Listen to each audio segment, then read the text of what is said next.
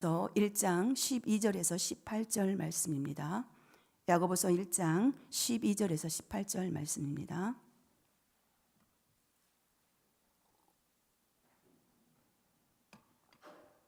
한 절씩 교독하시겠습니다.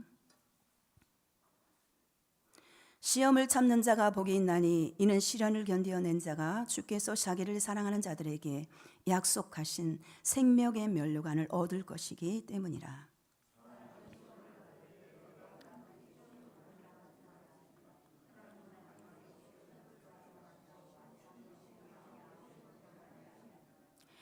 오직 각 사람이 시험을 받는 것은 자기 욕심에 끌려 미혹됨이니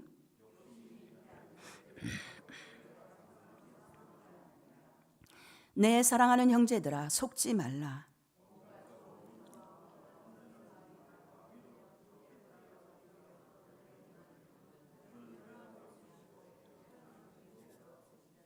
다 함께 읽겠습니다. 그가 그 피조물 중에 우리로 한 천 열매가 되게 하시려고 자기의 뜻을 따라 진리의 말씀으로 우리를 낳으셨느니라. 아멘. 할렐루야. 말씀이 삶이 되는 새벽기도 나오신 여러분들을 진심으로 환영하고 축복합니다. 우리 하나님은 참 좋으신 하나님, 또한 그분은 하나님의 자녀들이 세상 속에서 온갖 시험을 이기고 영광스럽게 살기를 원하시며 또한 신앙이 성숙하기를 열망하고 계십니다. 그러므로 시편 16장 3절 말씀에 보면은 땅에 있는 성도들은 존귀한 자니 나의 모든 즐거움이 그들에게 있도다. 또한 예수를 믿고 구원받는 자에게 이 세상에서 악하고 온수 마귀가 역사하는 곳이기에 여러 시험을 만날 가능성이 있으므로 본서 기자 야고보는 핍박으로 인해 흩어진 즉 디아스포라가 된 초대교회 성도들을 향해 이스라엘의 12지파라 부르며 현재 당하는 모든 시험과 고난을 기쁨과 믿음의 인내로 극복함으로써 하나님으로부터 생명의 면류관을 받으라고 이 시간 권면하고 있는 것입니다. 우리 12절 말씀을 다 함께 읽겠습니다. 시험을 참는 자는 복이 있나니 이는 시련을 견디어낸 자가 주께서 자기를 사랑하는 자들에게 약속하신 생명의 면류관을 얻을 것이기 때문이라. 어저께 묵상한 야고보서 1장 2절의 시험의 목적은 하나님의 자녀가 잘되게 하기 위한 하나님의 테스트이고, 오늘 본문 야고보서 1장 12절의 시험의 목적은 파괴, 우리들의 내부에서 일어나는 유혹, 마귀로부터 오는 시험이라고 볼 수가 있습니다. 그러므로 시험과 유혹은 이기되 시험은 통과하고 유혹은 물리쳐 성숙한 자가 되고, 하나님이 가져다 주는 시험은 더 좋은 것으로 주시려고 오는 시험인 줄로 믿습니다. 그렇다면 오늘 마귀로부터 오는 시험을 이기는 4가지 비결을 우리가 살펴보도록 하겠습니다. 12절 말씀에 보면은 시험을 참는 자는 복이 있나니, 첫 번째는 시험을 이기는 비결, 첫 번째는 무조건 참는다. 순종을 계속한다. 옳다 인정함을 몸부림칠 때 요셉이 시험을 당할 때 무조건 하나님 앞에 순종하며 참았습니다. 이러한 것에 옳다 인정함에 몸부림칠 때 마귀가 가져다주는 생각을 이길 수 있으며, 마귀는 유혹에 미끼를 갖다 주는데 잠시 쾌락을 갖다 줍니다. 모세는 잠시 죄악의 낙을 누리는 것보다 하나님의 백성과 고난당할 것을 선택했고, 잠시 미끼에 걸려들면 영혼을 잃어버릴 수 있기 때문입니다.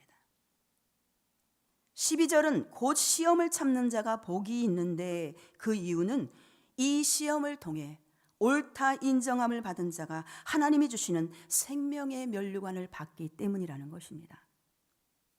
이 말씀을 뒤집어 해석하면 하나님은 모든 사람에게 생명의 면류관을 주시는 것이 아니라 오직 시험을 통해 옳다 인정함을 받은 자에게 허락하신 의미도 된다는 것입니다. 주께서 자기를 사랑하는 자들에게 약속하신 면류관은 승리한 자들에게 주시는 상임을 의미합니다. 우리 13절 말씀 다 함께 읽겠습니다. 시작. 사람이 시험을 받을 때 내가 하나님께 시험을 받는다 하지 말지니 하나님은 악에게 시험을 받지도 아니하시고 친히 아무도 시험하지 아니하시느니라.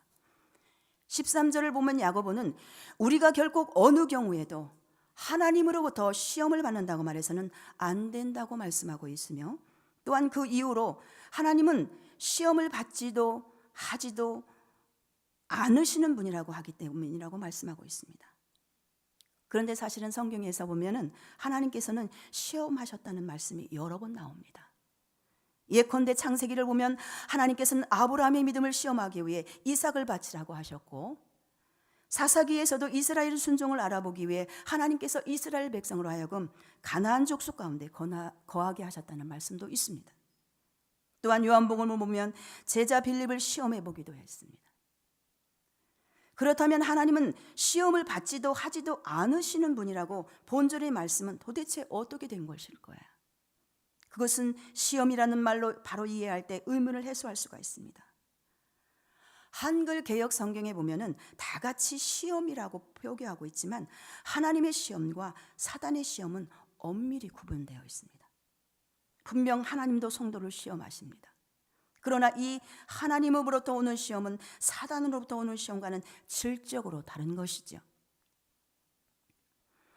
하나님으로부터 우리에게 오는 시험은 우리의 믿음을 시험하고 연단시켜 성숙한 신앙으로 만들기 위한 테스트로서의 시험이고, 이 시험은 때로 엄청난 시련으로 올 수도 있습니다. 욥에게 임한 가혹한 시련도 비록 발단은 사단의 참소에서 비롯된 것이지만 욥의 믿음을 알아보기 위한 하나님의 시험이라고 볼 수가 있습니다. 하나님도 성도가 믿음으로 능히 감당할 수 있는 시험만 허락하시며, 또한 하나님은 성도가 시험당할 즈음에 피할 길을 내사 성도가 그로 인하여 신앙의 길에서 실족하는 일이 없게 하신다라고 고린도서 10장 13절 말씀에 나와 있습니다. 이와 달리 사단의 시험은 성도들을 멸망으로 이끌기 위한 목적으로 이루어지는 시험입니다. 그리고 그 시험의 양상도 대개는 유혹으로 나타납니다. 야고보 기자는 본절에서 하나님께서는 아무도 시험하지 않는다고 말한 것은 바로 이러한 의미예요. 질적으로 다른 거예요. 하나님의 시험의 목적은 성도의 연단과 거룩에 있지만 사단의 시험의 목적은 타락과 파괴에 있습니다. 그래서 하나님의 시험을 올바로 통과하면 더 하나님과 가까이 가고 거룩한 모습으로 변화하지만, 사단의 시험에 빠지게 되면 예외 없이 하나님과 멀어지게 되고 그 모든 모습 또한 추하게 변하고 마는 것입니다. 14절 말씀 다 함께 읽겠습니다. 시작. 오직 각 사람이 시험을 받는 것은 자기 욕심에 끌려 미혹됨이니. 마귀가 가져다 주는 시험은 욕심 때문인데, 하고자 되고자 가지고자 하는 그런 욕심 때문에, 이 욕심이 지나치면 죄가 된다라는 거예요. 인간에게는 정당한 본능적 욕구가 있다면 식욕과 물욕과 성욕으로, 정당한 욕구는 죄가 아니지만 그러나 욕심이 잉태한 즉 죄를 낳고 죄가 장성한 즉 사망을 낳느니라. 인간은 죄의 가능성이 어느 누구에게 있지만 성령의 은혜가 있으면 욕심을 통제할 수 있고 거룩한 방향으로 나갈 수 있다는 것입니다. 그러므로 창세기 4장 7절 말씀에 죄가 너를 원하나 너는 죄를 다스릴지니라. 아멘. 야고보가 우리에게 교훈하고자 하는 메시지는 무엇입니까? 바로 각 사람이 시험에 빠져 멸망하게 되는 것은 바로 자신의 욕심과 어리석음 때문이지 외부에 그 원인이 있는 것이 아니라는 것입니다. 다시 말해 시험을 받는 근본 원인은 바로 자기 자신의 욕심에 있다는 것입니다. 모든 일에 대한 문제는 결국 자신에게 있음을 겸손히 우리가 인정하며 스스로 책임을 질 줄 아는 성숙한 인격의 소유자가 될 수 있기를 소원합니다. 15절 말씀 다 함께 읽겠습니다. 시작. 욕심이 잉태한 즉 죄를 낳고 죄가 장성한 즉 사망을 낳느니라. 마귀로부터 오는 시험을 이기는 비결 두 번째는 죄의 결과를 생각하라입니다. 죄의 결과를 생각하라. 죄가 장성한 즉 사망을 낳느니라. 죄의 결과는 사망을 낳는다. 본절에서는 잉태와 출산의 용어를 빌어 시험에 빠지는 과정과 그 결과에 대해 말씀하고 있는 것입니다.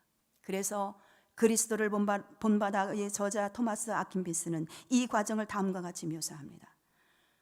곧 처음에는 단지 마음에서 생각하다가 점차 머릿속에서 생생하게 그려보게 되고 마침내 더 참을 수 없을 만큼 상상이 무르익으면 결국 행동으로 구체화되어 영원한 파멸을 맞게 된다는 것입니다. 이러한 과정이 실제로 어떻게 진행되었는가를 성경은 생생하게 보여주고 있습니다. 예컨대 하와와 아간을 보아도 이들은 처음부터 범죄한 것이 아니라 보고 욕심을 품고 마침내 손을 내밀어 실행에 옮기는 과정을 통해 결국 심판에 이르게 되었음을 우리가 알 수 있습니다. 이 점에서 가룟 유다도 결코 예외는 아닐 것입니다. 왜냐하면 그 역시 처음에는 사단의 유혹을 받아 그리스도를 팔려는 생각을 했다가 완전한 사단의 지배에 들어가 결국 이를 실행에 옮김으로써 마침내 돌이킬 수 없는 파멸의 늪으로 빠져들어 갔기 때문입니다. 이러한 죄의 속성과 관련한 말씀이 우리에게 도전을 주는 것은 무엇입니까? 그것은 죄에 대한 경계심을 늦춰서는 안 된다는 것이죠. 에베소서 5장 3절 말씀에 보면은 음행과 온갖 더러운 것과 탐욕은 너희 중에 그 이름이라도 부르지 말라. 요한일서 3장 8절에서 9절 말씀에 보면은 죄를 짓는 자마다 마귀에게 속하였나니 하나님께로 난 자마다 죄를 짓지 아니하나니 이는 하나님의 씨가 그의 속에 거함이요. 성경의 교훈을 우리는 결코 잊어서는 안 된다는 것입니다. 욕심의 열매, 곧 행위로 범죄의 사실이 명백히 드러나기 전에 죄에 대한 연민이나 막연한 동경 같은 것을 제거해야 된다는 것이죠. 이것이 우리 성도가 죄에 대해 취할 마땅한 태도인 것입니다.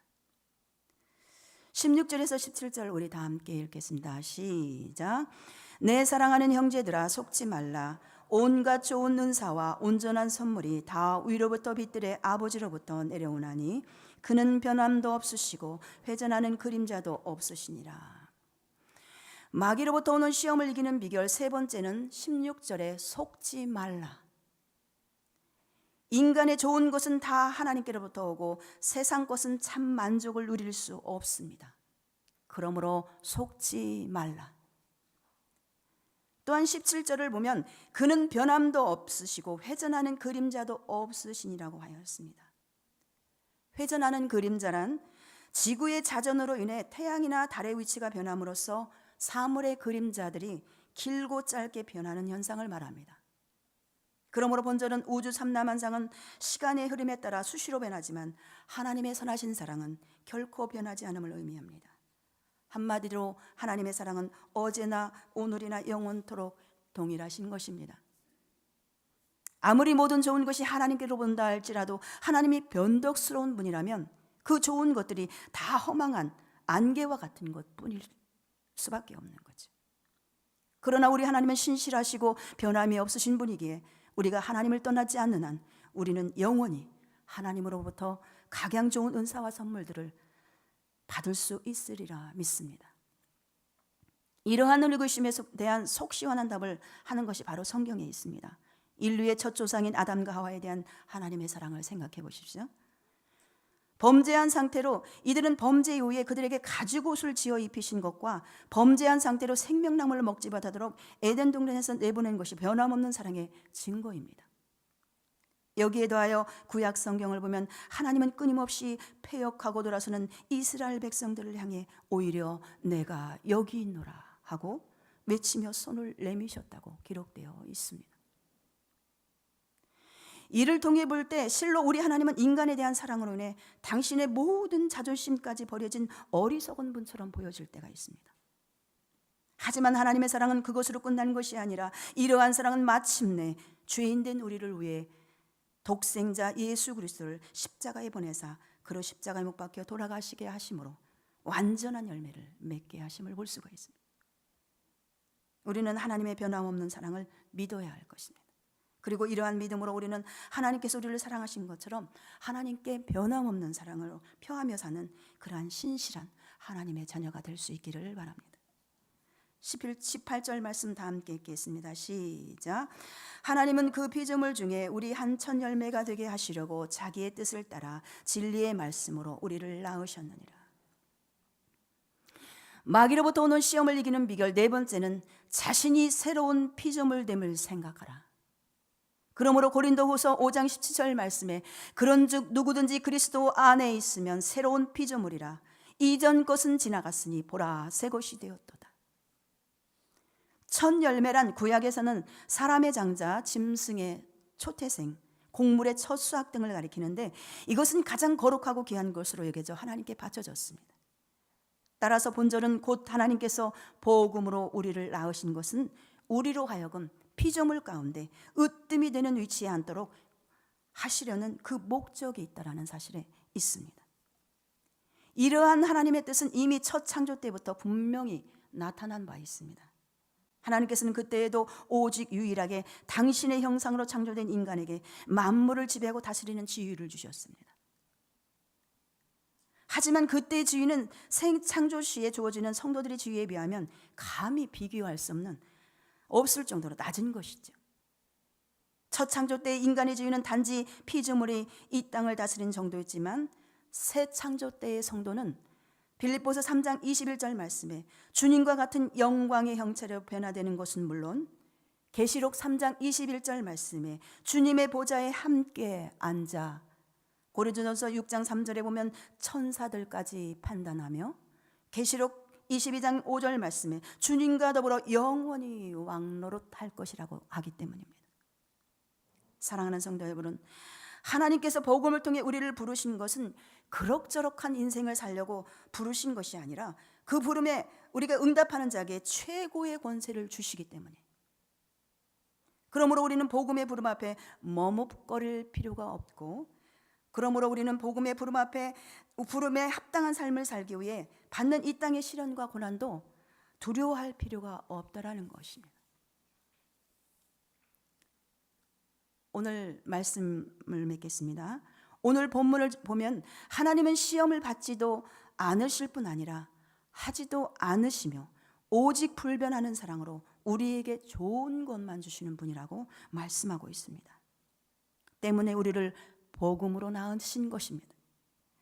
따라서 우리는 자신의 욕심에 이끌려 시험을 받으면서 하나님을 의심하고 원망하는 어리석은 자들이 되어서는 안 되겠습니다. 그리고 만일 하나님의 시험이 있다면 이는 우리를 성장시키기 위함인 줄 알아 기쁜 마음과 믿음으로 이겨내어 장차 임할 저 천국에서 주님과 함께 영원히 왕노릇하는 복된 자들이 되어야겠습니다. 또한 마귀로부터 오는 시험이 올 때 첫 번째 말씀에 순종하여 무조건 참게 하시고, 두 번째 죄의 결과를 생각하고, 세 번째 속지 말며, 네 번째 자신이 새로운 피조물임을 반드시 생각하고 이기며 통과하여 승리하는 저와 우리 공동체가 될 수 있기를 소원합니다. 이 시간 들려진 말씀을 묵상하면서 이 시간 기도하시겠습니다. 우리는 마귀로부터 오는 여러 가지 시험을 당하지만 시험을 참고 순종하며 죄를 다스리어 생명의 면류관을 받게 하옵소서. 시험을 받는 근본 원인은 바로 자기 자신의 욕심에 있다는 것을 알아 모든 욕심을 버리고 죄의 결과를 생각하며 속지 말고 물리치게 하옵소서. 우리는 하나님께서 복음으로 우리를 낳은 새로운 피조물임을 알아 모든 시험을 이겨 저 천국에서 주님과 함께 영원히 왕노릇하는 복된 자들 되게 하옵소서. 우리 이 시간 우리 연약한 지체들을 위해서 기도하시고 고3 학생들을 위해서 주여 삼창하신 후에 합심하여 기도합니다. 주여 주여 주여